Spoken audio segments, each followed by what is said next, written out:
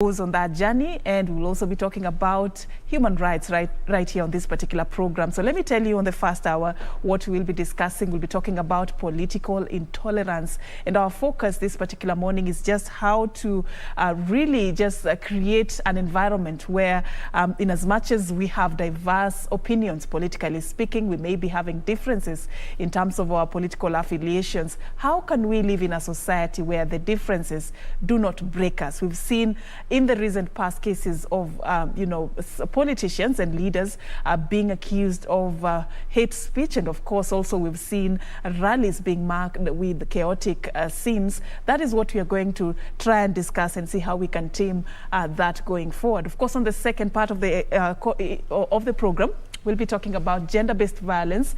And this morning, our focus centers around access to justice for survivors of GBV. What are the bottlenecks? What are some of the things that we need to do as a country so that if you are somebody who feels like you're a victim of gender-based violence, any form of gender-based violence, you can get your right to justice. And what have we done as a country? How much ground do we need to cover? So that and much more in this comprehensive program. But let me just take it away. On the first part, I will be having a sit down with the Commissioner, Honorable Philip Okundi. Honorable Philip Okundi is our former CEO right here at the Kenya Broadcasting Corporation. But most importantly, as he sits here this morning, he sits in the capacity of a commissioner at the National Cohesion and Integration Commission. And of course, he has served this country in various capacities, also as a former member of parliament for Rangwe constituency, as the chairman of World Space International, managing director and chief executive of the Kenya Post and Telecommunication Corporation. And I can go on and on about his profile that has earned him the position to really offer useful insights in the way forward for this particular country. But thank you so much, Mheshimiwa, for creating time for us this morning. Thank you. Thank you very much. All right. So this morning our focus is on NCIC, a body that has been mandated to create a peaceful coexistence among Kenyans, not just during elections, but even when we are not even preparing or planning for elections.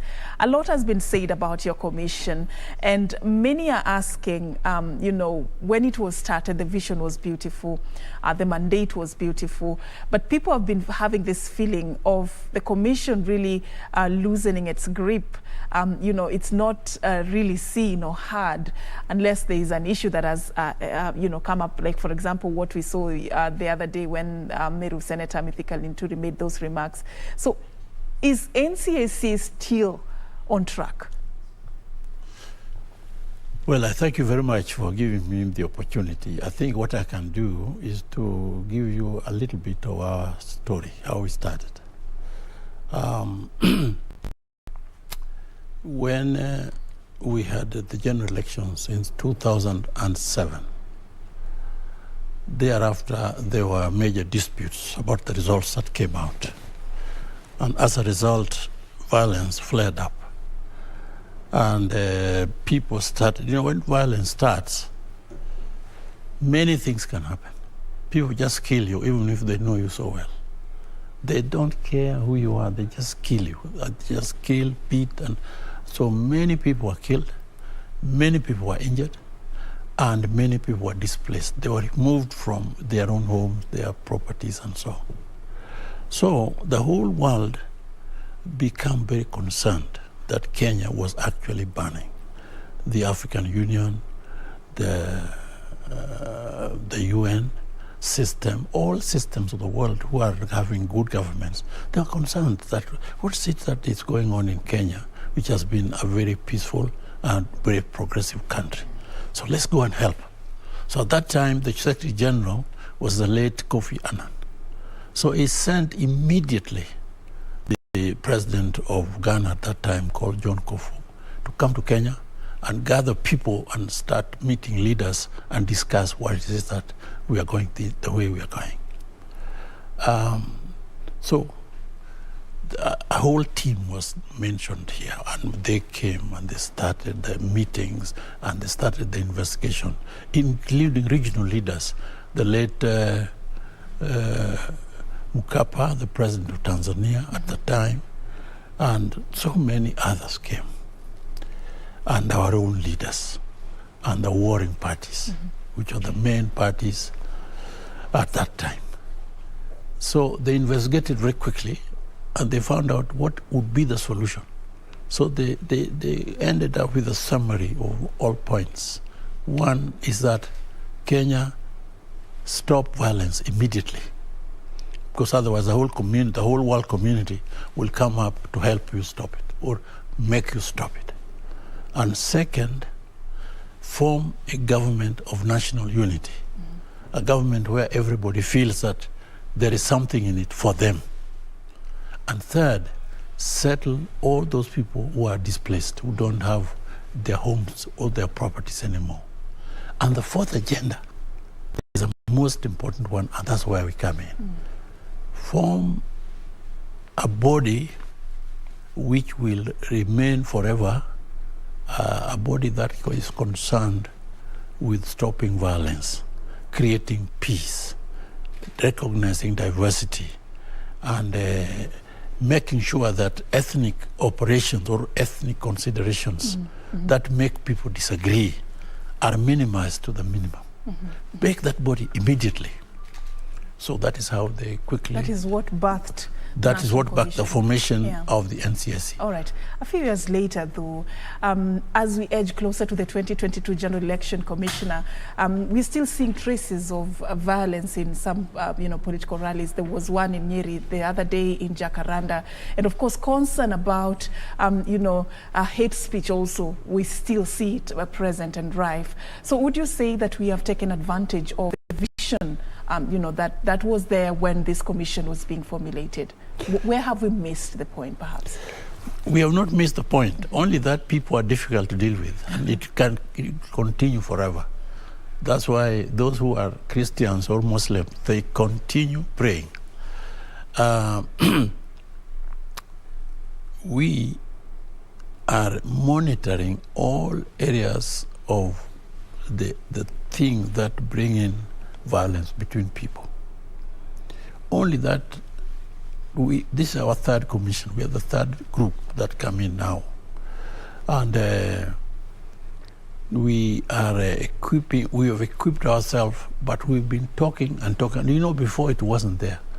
The hate that brings violence, for example, is not only at election time.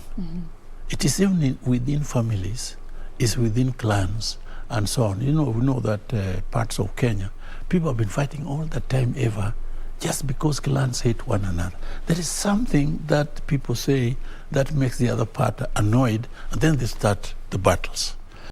Now we have the mandate to monitor this, and we have to spread ourselves and have equipment to monitor this kind of thing and bring them to book. But all these mandates are engaged in the laws of Kenya. And I don't think we missed the point, because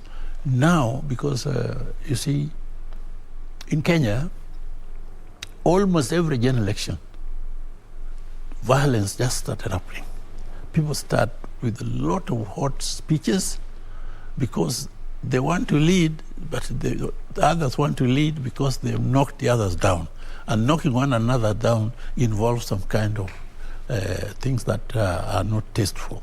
So as a result, we have to make sure people are taught and encouraged to understand that this is not the way. Sell your serayaku, sell your ideas.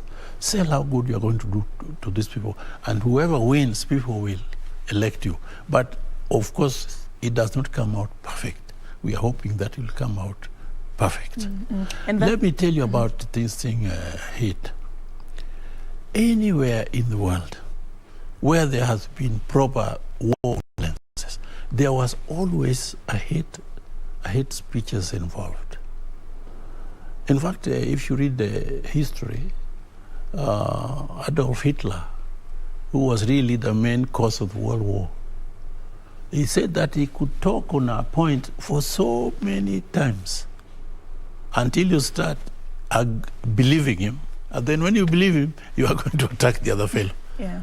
And that's really what we have to. That's why hate speech as such is given a chapter, given a clause in our act, and it is also tied up in chapter 6 of the Kenya constitution. All right. So these are things we have to look into. All right, Commissioner, if you've touched on our history and even our trend when it comes to elections in this country, and concern that you have brought up there is what many would relate to. Sometimes it can get chaotic, and it has been characterized by violence. Sometimes it gets too bad, like in 2007. Having known that as a commission, what are some of the things, practical ways in which you are dealing with this to be more, proactive as opposed to being reactive? What is it that you're doing on the ground that perhaps the public would not be aware of? Well, we have programs. First, we mapped Kenya to produce hotspots, areas where this question of campaigns and violences normally start. Like we know, we can tell you a number of areas: Kisumu area, Nakuru, Nairobi here, Mombasa, and even parts of the country. So all those hotspot areas we know who they are. And we've been conducting all year long, and even before, seminars, meetings of calling leaders. We start with leaders of the county itself, and we go on to youths in those areas, border people, the religious groups, the various elders, the council of elders. We talk with them and we say, look, whenever you have a chance, talk to people about how peace can be built and how best that we can operate better if we are a peaceful country. If there's no peace, you'll not make it go. So we do that. We even have what is called peace clubs in schools. The only thing is that you start things in Kenya, but you now find when a problem starts, they think that you have not done anything. We do quite a bit, only that it may not be enough. There's that perception that the commission actually becomes visible when something major, something crucial has happened. Exactly. So that's why I asked you that question. Exactly. Because people would wonder, on ordinary days, where is NCIC? And, what is NCIC doing? On ordinary days, if there is peace all over and people are not attacking one another, you'll find that NCIC people will not want even to worry about it. But when you come, like we had these recent days, some people were saying this area of ours, those who are not here, they go home. We managed to pick this guy and bring him to make a statement. And he was a very senior person in our government and in our parliament. And he's made and is due for prosecution. And he knows that he was wrong. And it's not only one, there are so many others like that. And that process is going on. Like the case that happened, which you mentioned earlier in Eldoret, that was very open in a major political rally, where everybody is looking at the TV, what is happening. And this guy says, toa madawadoa, meaning take out these others who are not the same color like you, or madawadoa, or the others say at the same rally, people will go back to their country in Punjab. Those are things will cause battles. And those are things that if, say, election happens and these people, maybe they win and they don't get themselves pronounced as winners, then you start the violence. So we have protection. So all those guys, we have brought them to book, and they are going through the legal process. The only thing is that the legal process is slow in this country. Because that's where I was going. It's slow. I don't want to blame them, but it is slow. Which case, have we seen that has been concluded and somebody has been brought to book, like literally speaking? Because it always ends in statements. You record a statement. After that, so what? Others are still, hanging in court. Others are out on bail. People think, it doesn't really change much even after somebody has been accused of hate speech. Let me tell you, according to the Constitution, all cases are bailable. You can do something which is very bad, but what's the but problem? You go and ask to be bailed. What is really the problem? I'm coming. All cases are bailable. During the bail time, the guy goes around and tries to interfere with the various evidences, and then it weakens the position the case goes. Now, I know that people will only understand when there is a major conviction and somebody is punished. Now, that is an area which is under the law, and it is in the judiciary. Ourselves, we have identified where it is happening, when it happens, the evidence which is there, and whatnot. And then, you know, the other people also carry their part of the job. And I think they're tightening now. At the moment, in our act, there is a clause. You know, all these acts are passed in Parliament. And you know, parliamentarians, I've been a parliamentarian. Whenever they pass an act, they look at various possibilities. Where are the escape clauses in case there's an escape? And there must be a part somewhere which, if it's exploited, then you minimize the threshold for prosecution. So is the current act providing such a loophole? The is not a loophole. It's just one that has to be there. Because after all, if you are convicted of hate speech, and you go and tried and found that you are actually guilty, but there is a way that you will never do such a thing again, and that you can go teaching the people, become a preacher of peace, then you become a person who they have to think how to punish you. So those are areas which are grouped in the areas of escape clauses. So those kind of areas is something that we are tightening now. We are reviewing the act. There is a review. The Senate, the National Assembly, they know very well what we are going through with them. We've met the Committee of Parliament dealing with the equal opportunities which handle our side. They know exactly what changes have been made to tighten certain areas of our act. The same with the Senate. We've met even the speakers. But you know, it's taking time. It's very slow to take activities that become enactable in our parliaments. So that is one aspect. But nevertheless, this year, being general elections, we are going to be everywhere they are having a public meeting with devices that will listen to what people are saying, and with analysts which go to analyze what people have said and what is grouped under the areas which should be punishable under the Act, or either chapters of the Constitution, like Chapter 6, even Chapter 10, and even our own Act, and the various acts, Penal Code and so on, such as we do. So I think that this year the preparedness is much greater than ever before. Preparedness is coming up, and we are coming to have symposiums. We have launched ourselves what is called Election Bila Norma, Elections Without Violence, 2022. And under this, there are so many programs. Symposiums, we have had a symposium with the faith-based groups, all the religious societies in Kenya. And they've signed a memorandum that they will ensure that even in their churches, the question of hate speech operations does not happen with politicians. And we've also met all the border leaders in the country. They have also signed this memorandum with us.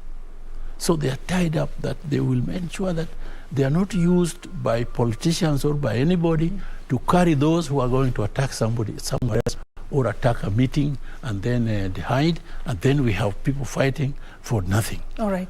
I've heard you, and I'm really picking up what the Commission is doing to sort of avert, this trend of hate speech and political intolerance in our country. But I'm looking at the end result of all these efforts, and we're still struggling with seeing even at least one case serve as an example. We are still struggling with seeing the trend of violence every electioneering period come to an end. We're still struggling with the fact that, NCAC as a commission is still helpless in the event that after taking this case to a certain extent, there's really nothing much you can be able to do. Is there anything that you're doing in terms of a change of strategy? Because what really matters, Commissioner, is the end result. No matter what effort is put in place, the end result is what Kenyans are banking on. I think there is you said the change of strategy. We are looking into that right now. Right now. We are looking, apart from just getting these people to be brought up to investigation and brought up to be chargeable under the offense, then we are enhancing what we are doing of actual civic education to people, such that if, say, a politician comes with these things that amount to hate, they'll find that the audience is not receptive. Then a politician is a very clever person, because when he sees that he utters a word and it does not have ground, then he switches to another one. Those are the areas we are trying to look at as well. And we are recruiting a whole range of people who are versed in these areas of discussions. You know, a process like this does not end up immediately. People want results immediately. But I think that Kenyans will know as we talk, even now as we talk, there are those who will now understand that this matter matters. Because so even if you want leadership, and you end up with the country burning in battles and so on, people being killed all over the place, just because you encourage this kind of hate to carry on, then that's a bad thing.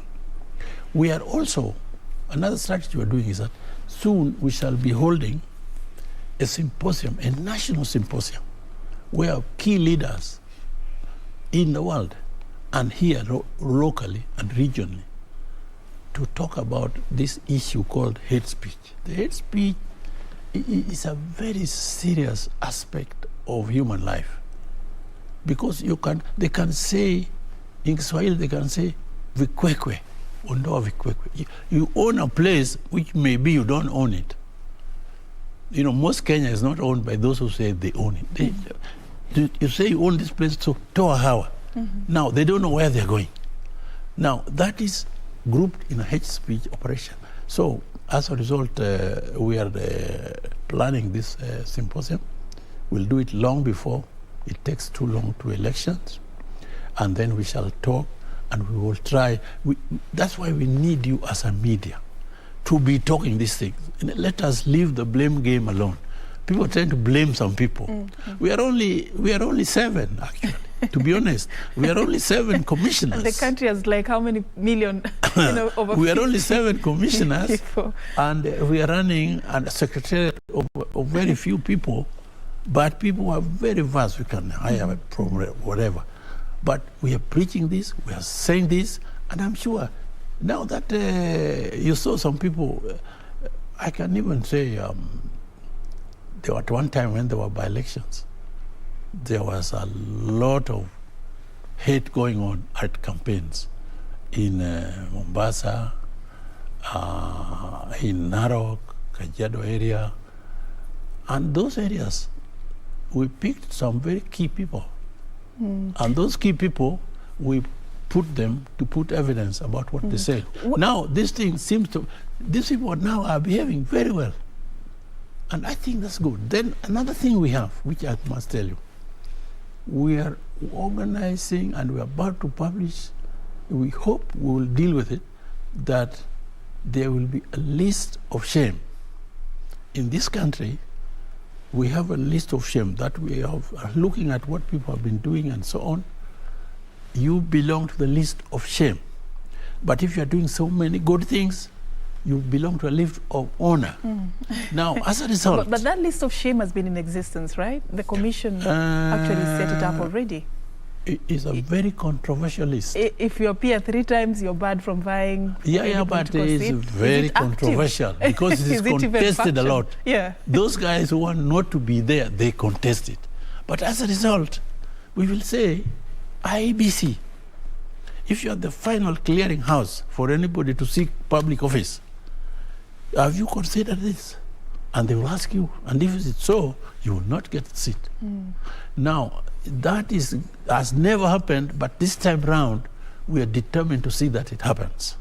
And if that happens, I think it's one of the measures that people will see that, look here, part of this is part of the clearance process, and therefore you should bear in mind that don't cause people to fight one another. Otherwise, you'll not have voters. Those voters have been killed. All right. So who is to blame in this equation? Is it the politicians? Is it the populace?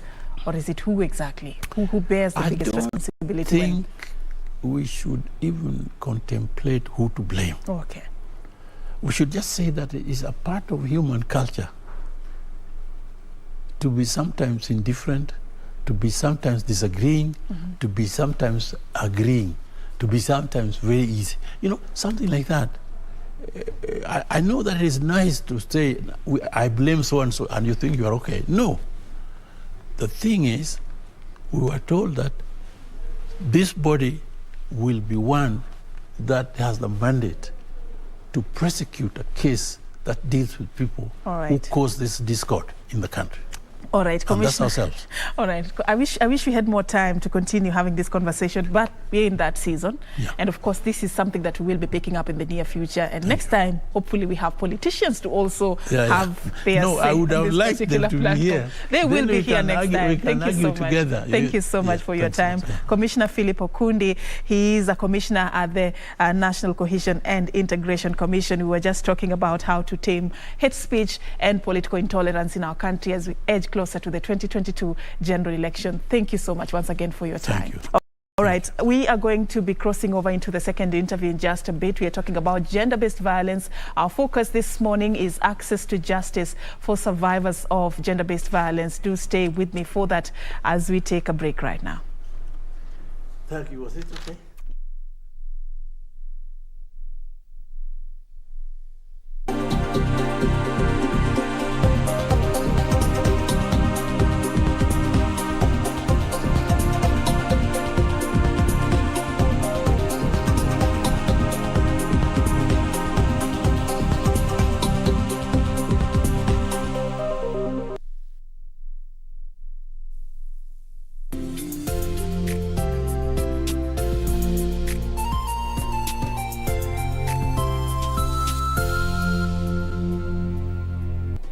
Do you have a new story to share with KBC? Get in touch swiftly on email news@kbc.co.ke or call 0723-892-654 or 0734-780-124.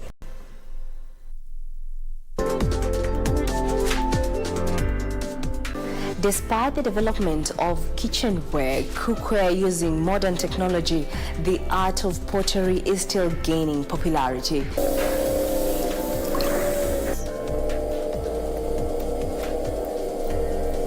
The process proudly brought to you by Buchan Furnitures Limited.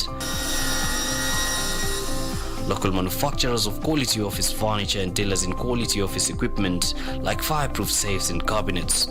For orders, visit our showroom at Uniafric House, Koinange Lane off Koinange Street.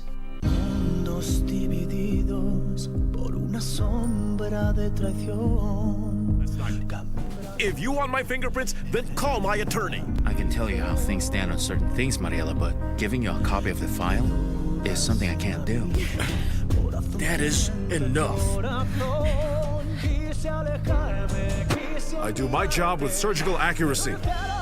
Just remember what I did when I burned down Dr. Salvatierra's house. That didn't cause you any problems, and his death solved a whole bunch of other issues.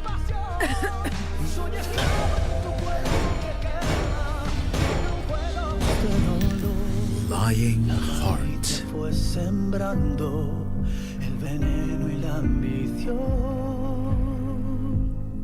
Hadi saizi zenye ziko kwa market nzuri nimetoa ni ngoma kama 7, ni ngoma 7 sasa hivi.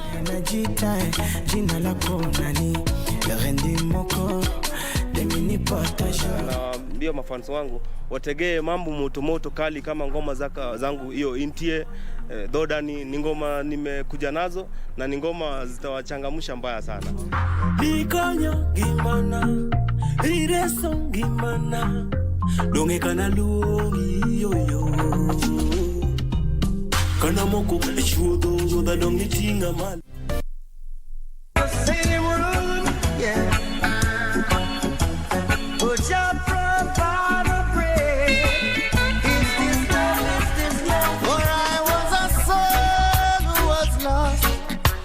when my life was in dismay. For among evil forces in which I played. You go to the people on your way up, and let them also lead them on your way down. That's the way. When you're wrapped up in my arms, dancing to a reggae song, feel good, feel good.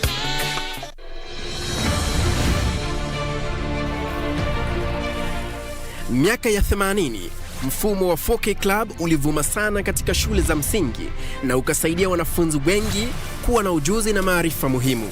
Zamani imeonekana kama kwamba agriculture ama mambo ya kilimo ni kama mambo ambayo yanafanywa na watu ambao hawajasoma, lakini hiyo sio kweli. Hata hivyo vilikosa ladha na vikafifia. Kwa sasa Rais Uhuru Kenyatta amevifufua na kutoa agizo kuwa viwe katika kila shule kote nchini. Tazama KBC Channel 1 Ijumaa hii saa 2:30 ujionee jinsi wanafunzi wa shule tofauti nchini wanavyotekeleza baadhi ya miradi ya 4K Club na ile ya Young Farmers Club.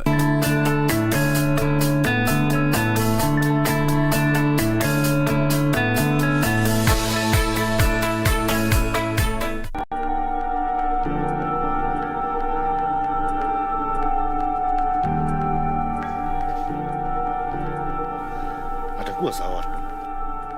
Wacha ujinga zako Jane. Wacha ujinga zako. Na si ni ukweli. Please don't mind her. Never. Siwezi ishi hapa tena. That's why hata ni machagari yangu pale nje. Siwezi kukubali familia ichukue main house na tena wachukue hii. It's my house. I choose whoever I want to be in it. Hey. Take it easy. I can fix everything. I hope you know what I'm saying. Mark, leave my house. How about Jen? What has Jen done? What happens after tomorrow? Nothing is going to happen.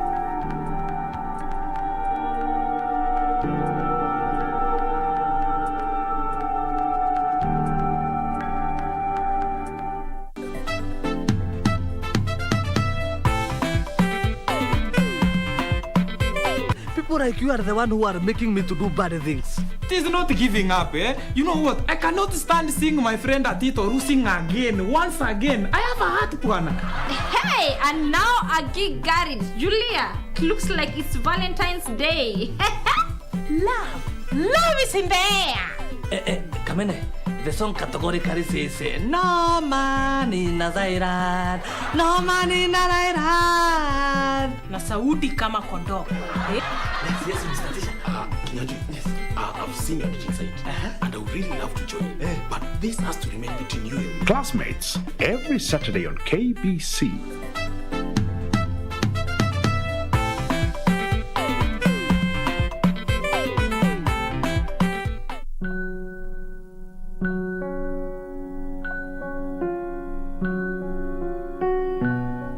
Then why are you here? I was hoping you'd be here. I could never get enough of you. How could I get sick of my honey? You can rein it in before I get sick. I have a particular taste. Even if I were rich, I'd want a girl like you. I like you not because of how you look. Huh? What's that supposed to mean? The truth is, all I would need is 3 days to realize that I don't want this life. Such an amount of money really motivate a man. Could totally change him.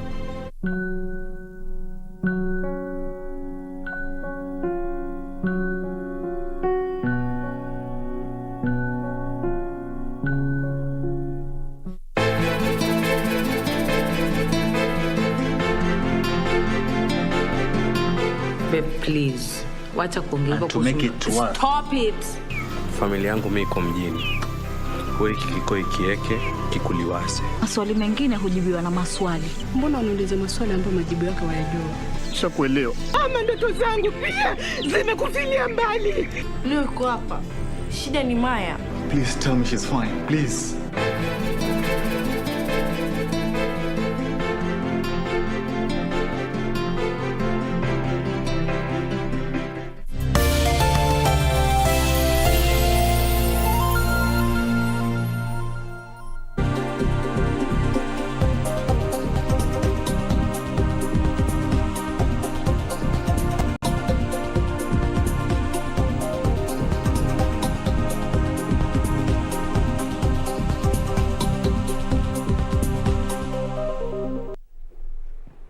All right, welcome back and thank you for staying with us. And we continue with the program, News Check, a program that seeks to explore issues shaping conversation in the country. And right now we switch gears and talk about matters gender-based violence. And this morning, our focus is on access to justice for survivors of gender-based violence. And I'm hosting a panel of 3 ladies coming from different spheres. And of course, they'll be telling us more about what they've done and what needs to be done as a country for us to ensure that no one is left behind when it comes to seeking justice for survivors of gender-based violence. Allow me just to introduce my panel this morning. I'll begin from the lady sitting right across. Her name is Dina Ondari. Dina Ondari is currently the Press Freedom, Safety and Advocacy Manager at the Media Council of Kenya, but most importantly, she's also a member of the Association of Media Women in Kenya. And because of time, I don't want to dig deep into her profile.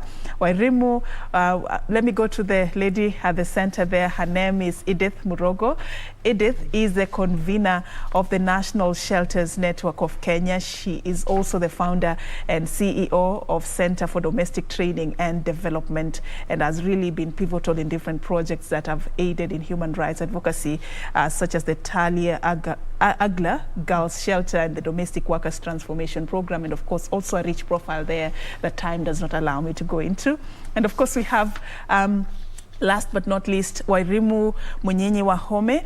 Wairimu is an advocacy and policy specialist who is very passionate about gender and development issues. Most importantly, she's the executive director of the Coalition on Violence Against Women, Koval. Thank you so much for creating time for us this particular morning.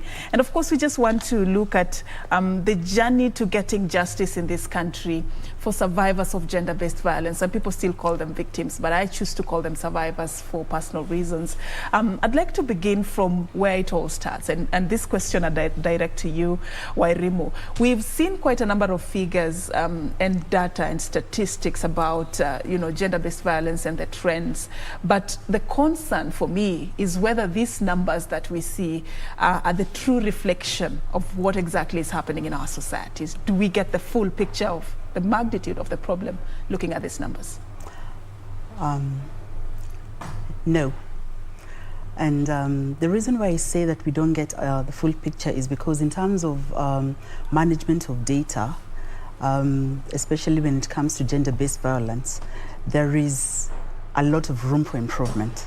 So when you look at how data is managed, we haven't yet fully managed to centralize the provision, the analysis, and the utilization of that data. So we have pockets in this country where GBV happens, but the recording of the same and the sharing of that data is inconsistent, if it's happening at all. So what you see is really a drop in the ocean of the realities of GBV in this country, which is really sad because we need that data for planning purposes, for response purposes, for informing mitigation strategies. So there's a lot of room for improvement in that, all right. In that particular space. And this one also bring you on, Dina, because for a very long time you spent your time in the newsroom and you've seen how we have treated such cases and such stories when they come to us as journalists. Do you think, it has been given the justice that it deserves, reporting of gender-based violence? Do you think we are bringing it out and really painting the picture of how big the problem is, or there is still a gap? Barely, but I would like to start by saying that the media has been doing what it can under the circumstances, and one of the things that for you to be able to answer that question correctly is to look at what are the challenges that make it difficult for data to be available, so that then you can only act on data that is available, on data that you can put evidence on, and you'll find that as much as the media is highlighting these issues, you'll find an internal problem to start with, because gender-based violence also happens in newsrooms. It happens in the media environment, but the biggest problem is stigma. So as much as the available figures are not enough to show the magnitude of the problem, there is something that is blocking survivors from speaking out. And if a survivor does not speak, either because they don't think they have a safe space to speak their issues, it means that that complaint is likely to be ignored and therefore if it's ignored, it's hidden somewhere, nothing will happen. So therefore, I think the starting point will be providing the space for such data to come out. What do you think would be the game changer if GBV was to be reported as much as even our stakeholders you'd wish? What is it that would really come out of that? What is the difference that would bring? First, we all know that silence emboldens the perpetrator. So once you deal with the challenges or whatever it is that makes it difficult for people to speak out, and I would like to point this out. One of the reasons is fear of reprisals, because if I'll just use an example that is familiar within the media environment. If I think that I'm being harassed by a news source, for example, or my boss in the newsroom, it will be difficult for me to come out and report, because that boss will be the likely person for me to go and report to.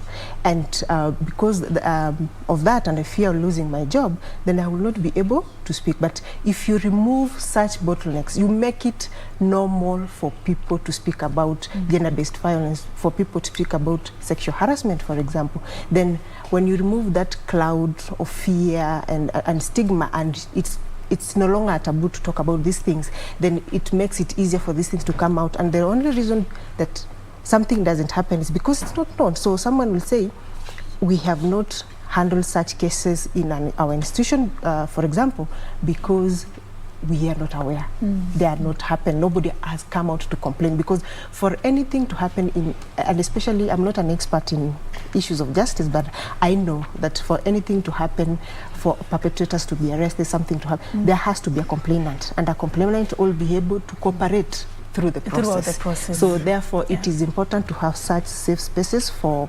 survivors to speak out, so that then something can happen. All right, Dina. Edith, you deal with these survivors. They knock at your doors as the convener of the National Shelters Network of Kenya. What are they telling you, and what are you reading from the reason why they're still under reporting of GBV? Where is this problem coming from? I think most of the survivors or the victims, I prefer to call them victims, so that they can be able to access. Sometimes when we call people survivors, we may be pointing to the fact that maybe they have healed and they are okay and they can fly on their own wings. So many times for us who are directly working with victims, we prefer to actually call them victims. So they are not able to report because they may not even know where to report. That is the first problem. They may not know that we have gender desks. I think enough awareness raising activities need to be carried out, and I mean even from the Nyumba Kumi, from the lowest administrative levels, so that this information can be out there, that if you're violated, if you're abused, you can actually go and report to the police. I know again there's that whole myth surrounding the issue of reporting because of maybe sometimes the handling of victims at the police stations and at other places where they're supposed to get help. And so that also really complicates everything. But when they know where they should report, and when they report there, they get support. And in the manner in which they expected. They expect, yeah, because now again we have a very big problem of safeguarding of victims. Yeah, we do not have enough safe spaces and enough shelters. The non-state shelters that we are convening are not many. There right now we have mapped at least approximately 54 shelters. So these shelters are spread out across about 18 counties. So you find in some counties we don't even have a single shelter. So you can imagine what is happening in those counties, and victims have nowhere to report.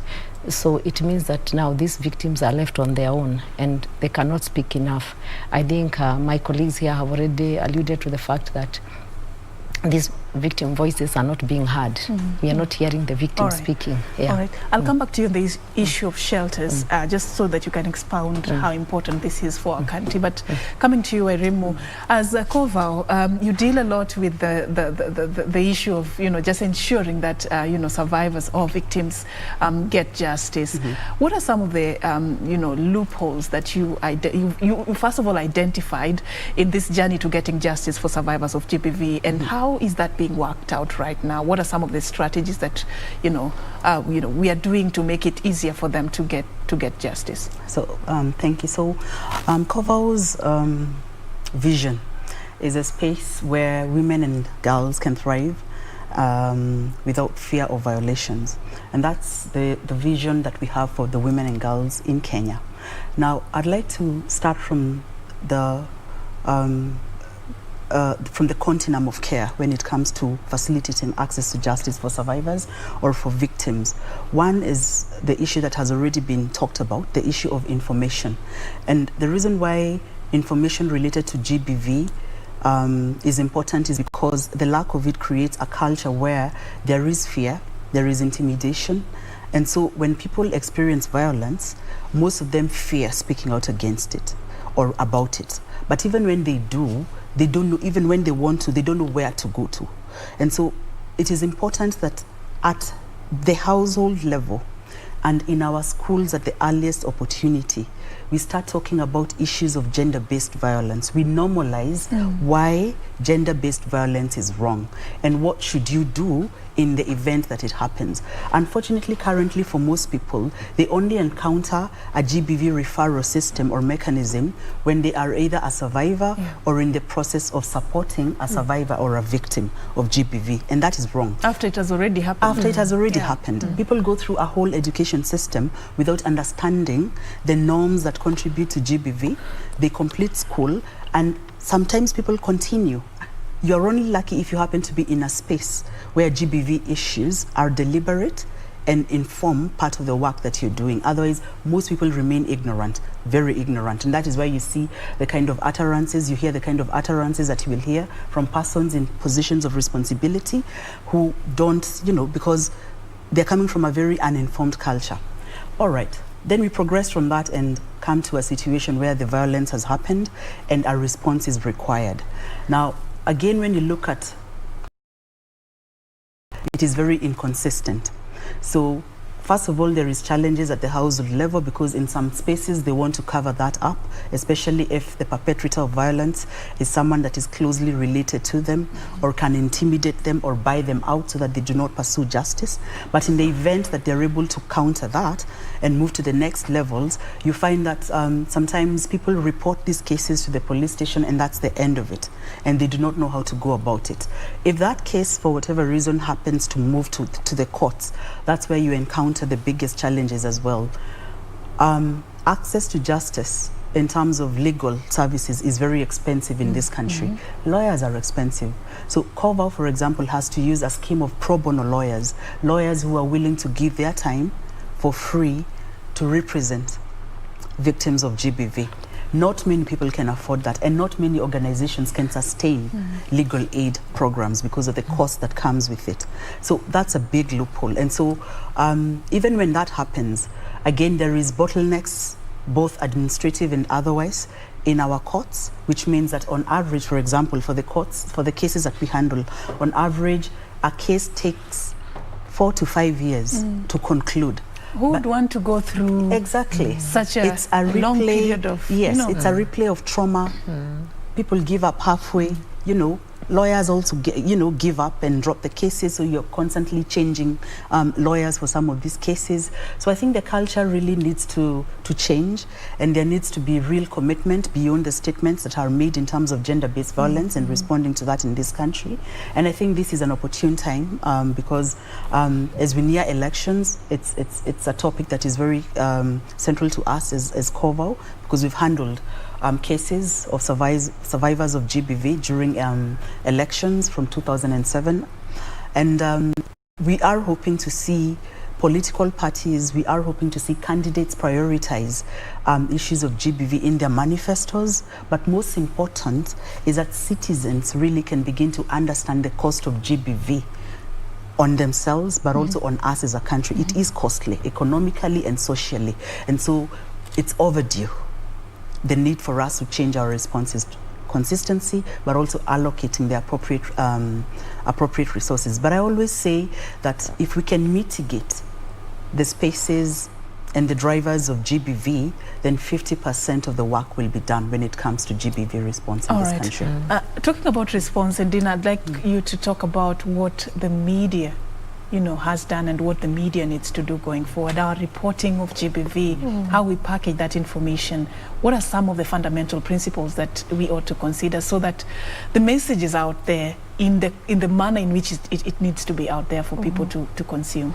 Yeah, thank you for that question, and I'd like by adding to what she has just said about responses, because I'd like to add the issue of capacity building, because even the manner in which you handle people who have come out to complain about GBV and how to handle the evidence is very important for you to be able to safeguard the process of justice. But I'll go back to my niche, which is the media. And I'd like to say that the media has done a good job. The media has been reporting on GBV, but obviously, just like elsewhere, like any institution, the justice institution, the individual players and officers, there are gaps that need to be arrested. And where we sit at the Media Council of Kenya, part of our mandate is to safeguard the rights and privileges of journalists. And we do a lot of work on gender-based violence, that is facilitating an environment where journalists themselves can work, female journalists can work feeling safe, and we do not have a bias, so I will say both male and female, but all know that female journalists are disproportionately disadvantaged when it comes to that. But also we do a lot of capacity building training, because as she said, it's not a normal thing to find that students who are being trained in journalism, for example, being also capacity built on issues of gender-based violence.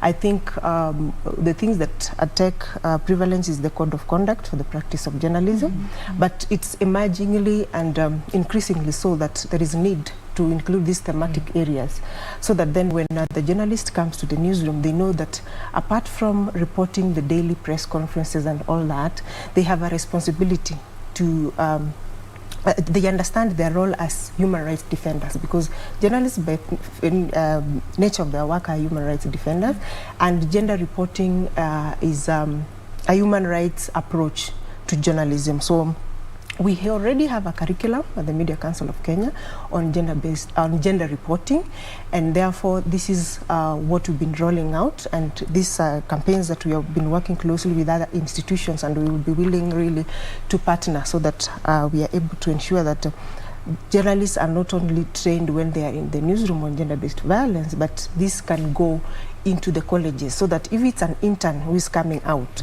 they understand their rights first as a journalist and the environment in which they need to work in, and also they're able to write stories that first respect the rights of survivors, sensitive stories, because apart from one of the things that you do at the council also is to monitor the performance of media on many different subjects, and we are finalizing a report on how the media has performed in terms of covering issues of GBV.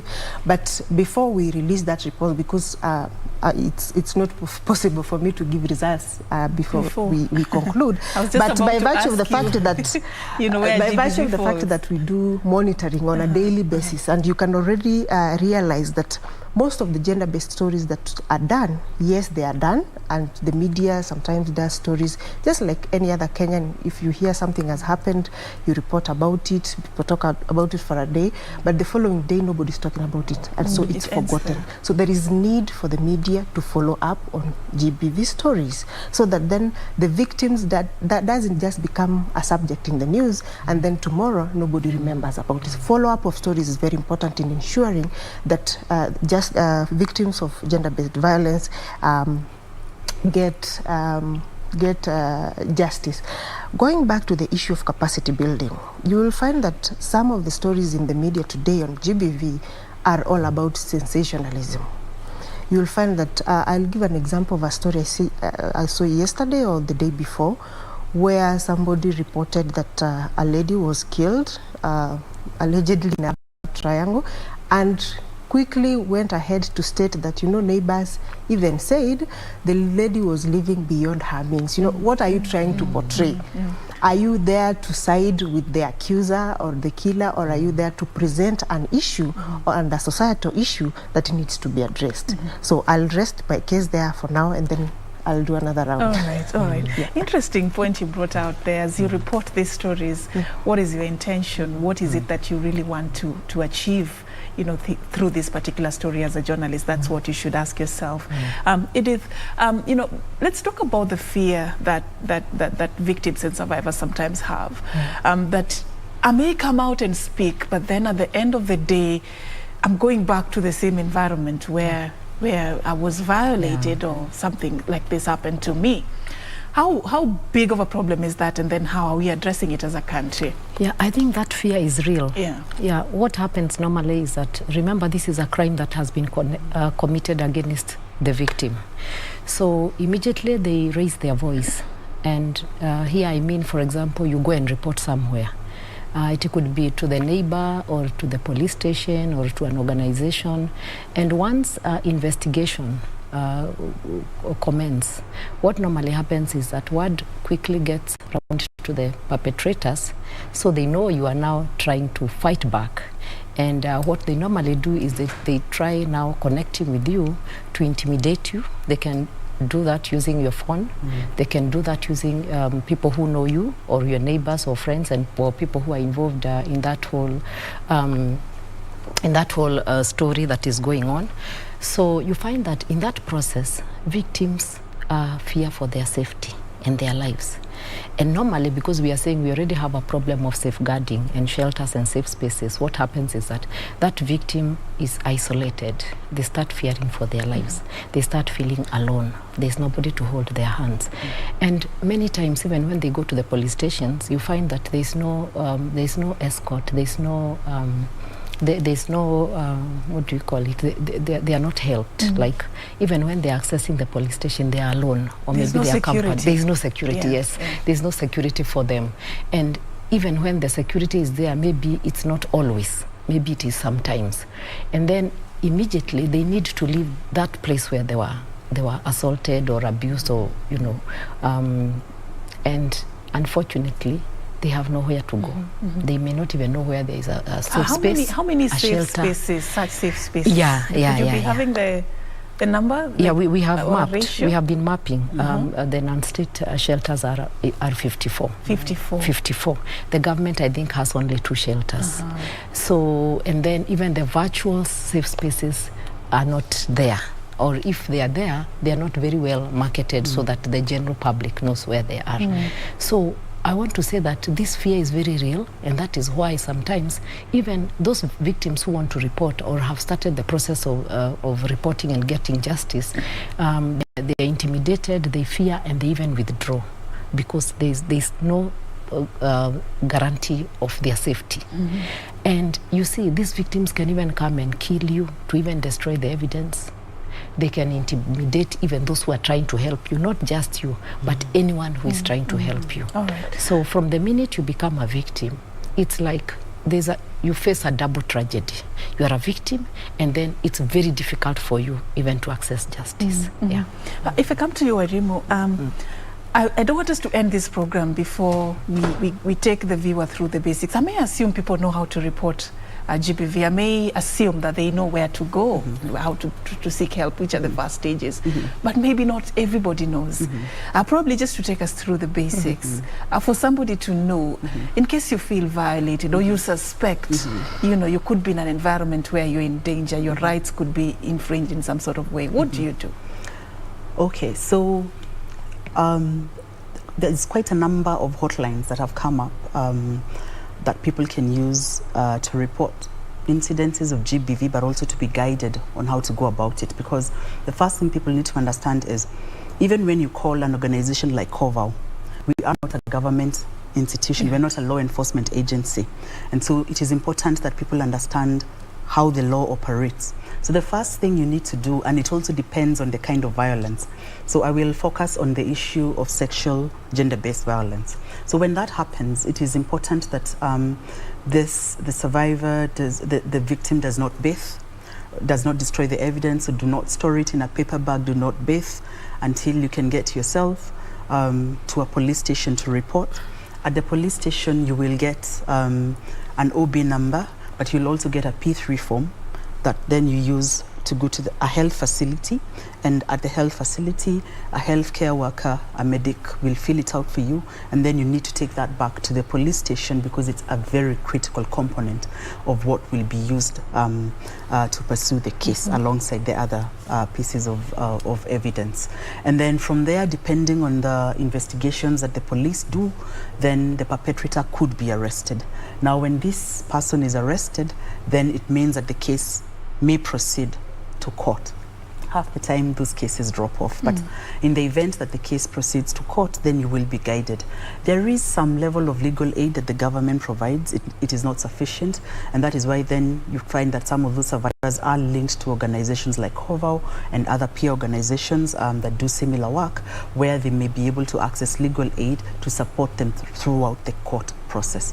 It is very important to report, because if you do not report, then it becomes difficult to jumpstart the process of access to justice. So it starts at the reporting stage. But I wouldn't say that. It starts at the support system that you get at home.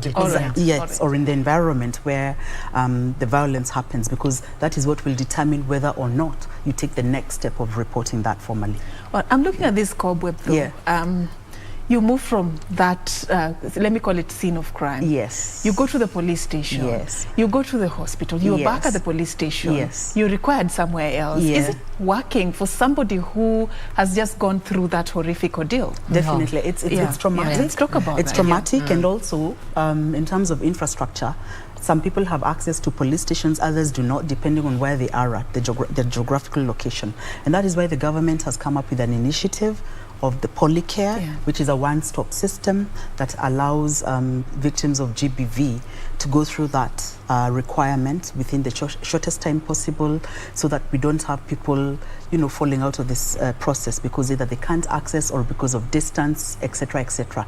But again, remember, the Polycare centers have only just started being rolled out, so they're not available throughout the country, and not a lot of people even know about the current ones that exist. So it's a very good concept that needs to be rolled out, but beyond rolling it out, it's ensuring that the human resource that facilitates the services that are provided within that range of the Polycare system are actually sensitized enough to be victim or survivor friendly enough to provide that empathy while doing a professional job to ensure that this particular person will be facilitated to access justice eventually. Can you just allow me to talk about the national referral mechanism? I think it's about time this country creates a comprehensive national referral mechanism, and I just want to support what Wairimo has just said, that we need the Polycares, we need the shelters, we need non-governmental organizations supporting victims. We need well-crafted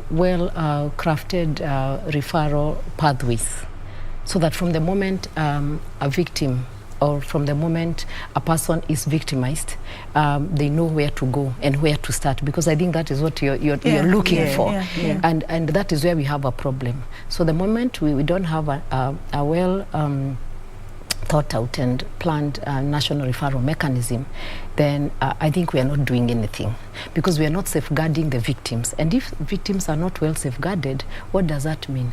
They will get frustrated, they will keep quiet, and then we will only hear about SGBV and other forms of violations only when they happen through the media, as Dina said. So, and then we will just be doing this knee-jerk reactions, never having anything comprehensive for response to GBV. Now, there's one thing I would like to say, that I wish our government could actually facilitate the non-state shelters. We need registration. For the last 2 years, actually, we've been asking, can we have registration for these shelters? We cannot continue having the shelters operating without proper registrations. Some shelters are registered as non-governmental organizations, some are registered as faith-based organizations, others are registered as women and youth groups, others are registered, unfortunately, as charitable children institutions. So we have a big crisis right there. So it's not focused. It's not organized. So we really want direction on how we can have these shelters registered. That way we'll be giving them legality even to exist and to execute their mandate.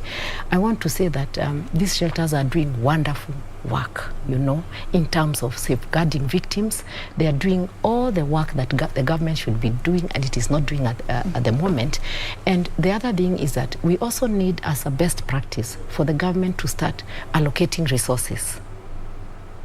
Very more alluded to the level of resources that are required.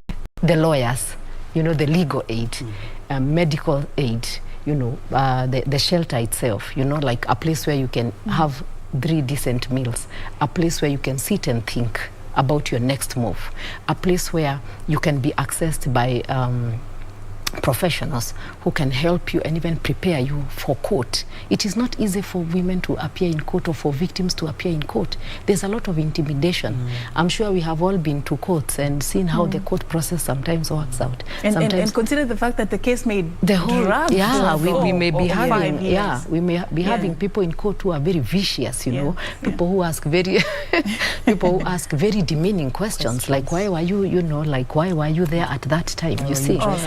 Why were you dressed like that? Just before I go to Dina, when you look at the setup at the shelter, I want to believe somebody is not held at the shelter forever. There has to be some sort of reintegration program at the end of it. How is this done safely? So the whole concept of a shelter is a temporary place of safety, you know, and safeguarding.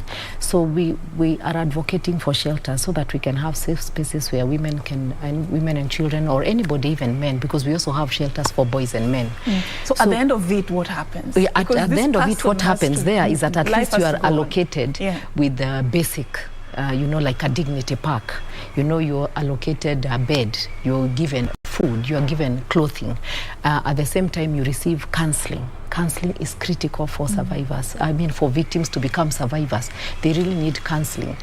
They also need to be prepared for court.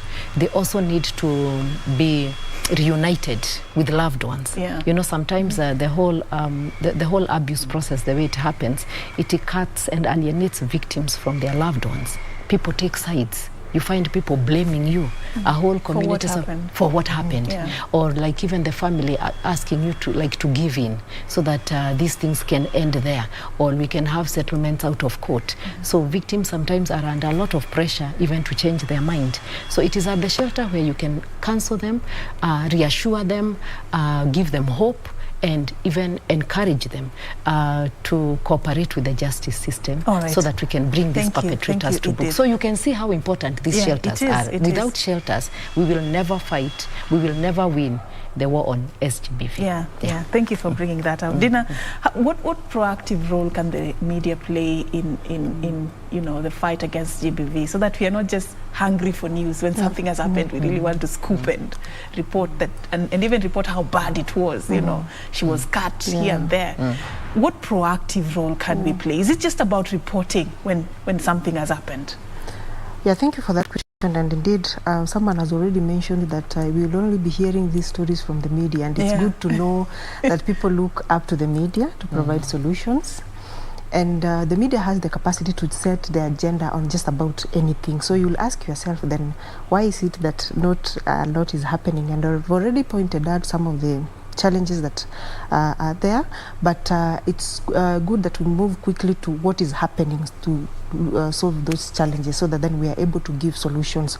And one of the things that the council does is the helping media houses, because if the society is looking up to the media to provide solutions, then sometimes you first need to look internally and see where is the challenge. Because if you have a journalist who is suffering gender-based violence in the newsroom, will they be able to project the real issues that we are talking about, or they'll be influenced by what is happening? So one of the things that the council is doing is facilitating the media houses to come up with internal policies of management of such issues in the newsroom, so that then before you call out a journalist to come and report about GBV elsewhere, you have already solved the gaps that exist within. And that is at the organizational level and as a public institution and a regulator of the media industry. But more widely and sector-wide. The Kenya Media Council is one of the conveners of the Kenya Media Sector Working Group, and there is a framework that has been set up called the National Mechanism for the Safety and Protection of Journalists. And there is a realization that gender-based violence cases, and especially I want to point out that one of the widely spread manifestations of gender-based violence in the media is sexual harassment. So the stakeholders in the industry realized that these are not just any other cases, because if a journalist, for example, I sit at the Media Council of Kenya and I receive called a journalist has been beaten up in a political rally, but a journalist who has been sexually harassed, for example, in a newsroom, will not be able to pick that phone and call you because of the fears that you have already said, the stigma, and they are not even sure whether something will happen and whether they will be safe. So the mechanism realizes that sexual harassment in the newsroom is a unique challenge that needs unique solutions, and within that mechanism, and that is where now the Association of Media Women comes in. They have been given a mandate to lead the campaign against sexual harassment in the newsroom. And AMWIC has been leading the industry in ensuring that apart from the policies that MCK has helped media houses develop, we can have a standard policy against sexual harassment in newsrooms, so that then if you are talking about handling of complaints, what is the standard way you follow in doing that? What needs to be done?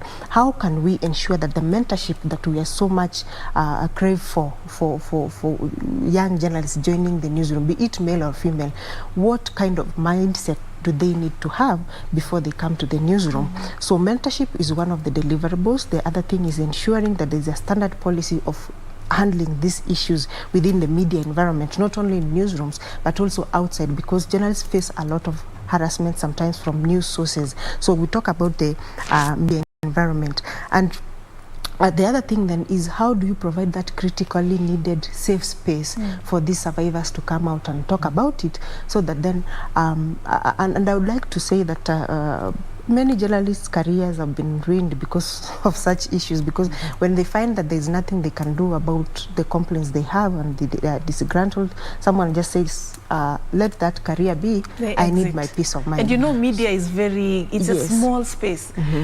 You work in this media house, and your bosses are friends with on the other side. So people are really feeling intimidated, you know, to come out and speak publicly about this. Yes, so provision of safe spaces is one of the key deliverables of that committee that is being led by AMWIC, and MCK has really been supporting, because we understand that in providing solutions to the industry, you need such partnerships.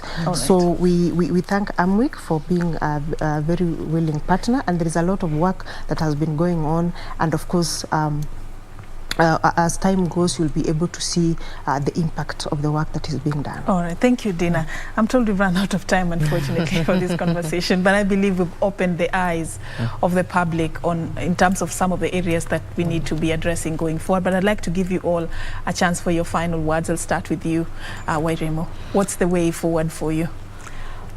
The way forward is, like I said earlier, that we invest in terms of challenging the attitudes and behaviors that facilitate gender-based violence in whatever spaces that we occupy, and we back that up with information, but also ensure that our responses are consistent and that they are adequately resourced to meet the needs of GBV survivors out there. And central to all of this is the issue of sustainability. So interventions that are developed need to address the issue of sustainability. To what extent can this strategy hold in terms of facilitating access to justice for survivors of GBV in this country?